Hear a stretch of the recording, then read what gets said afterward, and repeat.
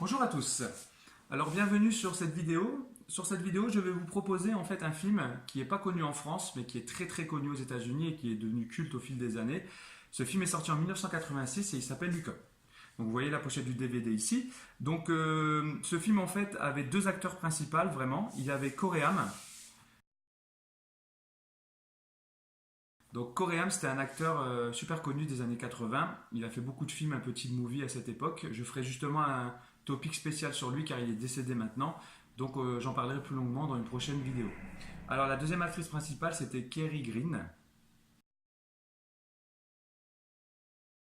Alors Kerry Green, elle avait joué dans les Goonies juste avant.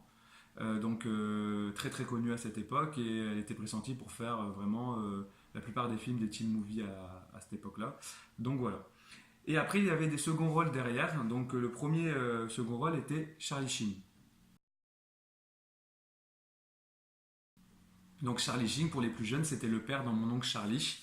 Il a fait aussi des films comme Hot Shot, etc. Donc une énorme star par la suite. Donc voilà, le deuxième second rôle en fait c'est sa copine dans le film, c'est Courtney Smith. Donc Courtney Smith, elle est devenue connue pour avoir fait des séries comme Ali McBeal, Melrose Place, etc. Donc voilà. Et la cinquième en fait actrice dans le film, qui pour moi est devenue la plus connue, c'est Winona Ryder. Donc Winona Ryder qui a été connue par la suite pour avoir fait Beetlejuice et Edouard aux mains d'argent de Tim Burton, qu'on ne présente plus Tim Burton. Donc voilà.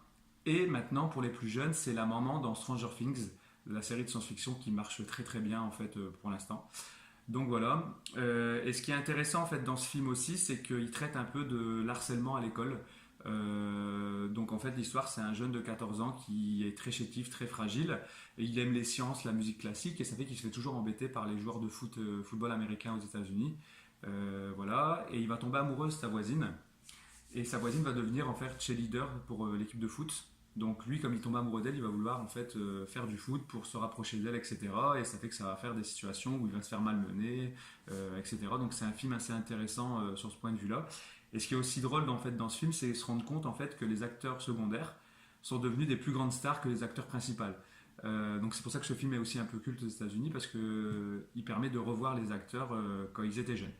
Si cette vidéo vous a plu, n'hésitez pas à vous abonner et j'en remettrai rapidement des nouvelles. Merci beaucoup, à bientôt.